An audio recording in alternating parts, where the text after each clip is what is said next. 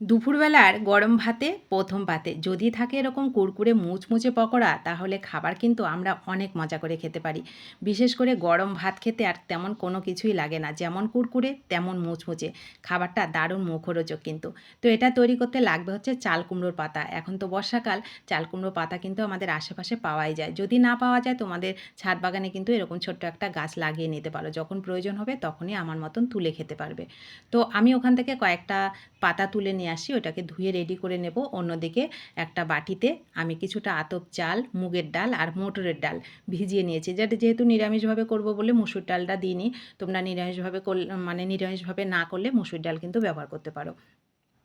তো আমি চাল আর ডালটাকে ভালো করে ধুয়ে মিক্সি জারে দিয়ে দিলাম। এক টুকরো আদা দিলাম, কয়েকটা কাঁচা লঙ্কা দিলাম।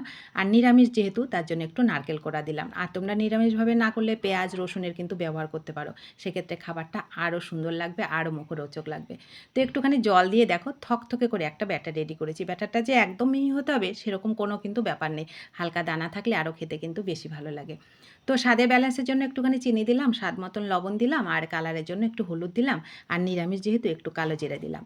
খুব সুন্দর ফ্লেভার হবে, খেতে ভালো লাগবে। তো এটাকে ভালো করে মেখে নেব। অন্যদিকে যে চাল কুমড়োর পাতাগুলো আমি কুচি কুচি এনেছিলাম, ওইগুলোকে ধুয়ে রেডি করে নিয়েছি। তো একটা করে নেব আর ওই ব্যাটারটাকে একটুখানি ফেটিয়ে নেব ভালো করে। ব্যাটারটা যদি একটু ভালো করে একটু ফেটানো হয়, তাহলে কিন্তু অনেক সুন্দর মুচমুচে হবে খাবারটা। তো আমি 2 মিনিট ভালো করে দেখো ব্যাটারটাকে ফেটিয়ে নিচ্ছি। 2 মিনিট ভালো করে ফেটিয়ে নিয়ে একটা একটা করে পাতা নেব আর এইভাবে আমি এই পাতার গায়ে লাগাবো। তোমরা একটু খেয়াল করো, দেখবে বুঝতে পারবে আমি কিভাবে লাগাচ্ছি। এটাকে আমি ত্রিকোণ শেপে করব। শেপটা তোমরা যেরকম তোমাদের পছন্দ সেরকম করতে পারো, কিন্তু ত্রিকোণ শেপে করলে দেখতে ভালো লাগে, তার জন্য আমি করছি। তো দেখো এক ভাঁজ করে দেব আর একটুখানি ব্যাটার লাগিয়ে নেব। তো এটা নিরামিষভাবে যেহেতু করছি, আমি পেঁয়াজ রসুন ব্যবহার করিনি।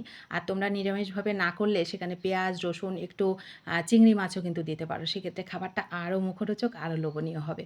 তো নিরামিষভাবে করলেও কিন্তু খাবারটা যে একেবারে স্বাদ হবে না সেরকম নয়, কিন্তু এই পাতাটা যেভাবে তোমরা ভাজবে, নিরামিষ আমিষ দুরকমভাবেই কিন্তু খেতে ভালো লাগে।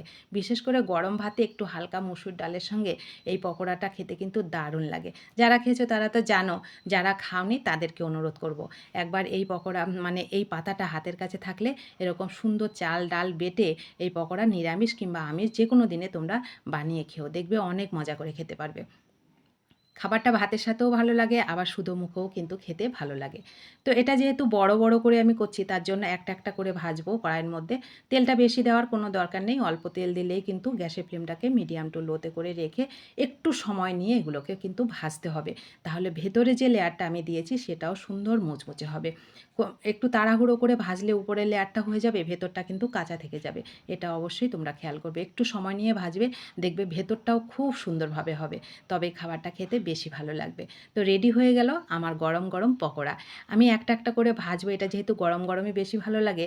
তো দেখো আমি একটা একটা করে ভাজছি, একটা একটা করে পরিবেশন করছি। কতটা কুরকুরে মুচমুচে আর লোভনীয় হয়েছে, আশা করি তোমরা বুঝতে পেরেছো।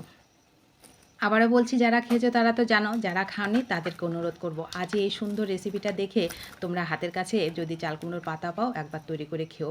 নিরামিষ আমিষ দুটোই কিন্তু খেতে বেশি ভালো লাগে। এটা শুধু মুখে খেতে দারুণ লাগে। তো একে একে সব পকোড়াগুলো আমি তৈরি করে নেব। রেসিপিটা তোমাদের কাছে কেমন লাগলো অবশ্যই কিন্তু কমেন্ট করে জানিও। ভালো লাগলে তোমাদের প্রিয়জনদের সঙ্গে শেয়ার করো। নতুন বন্ধু হলে ভালোবাসা দিয়ে আমার পাশে থেকো। সকলকে ধন্যবাদ।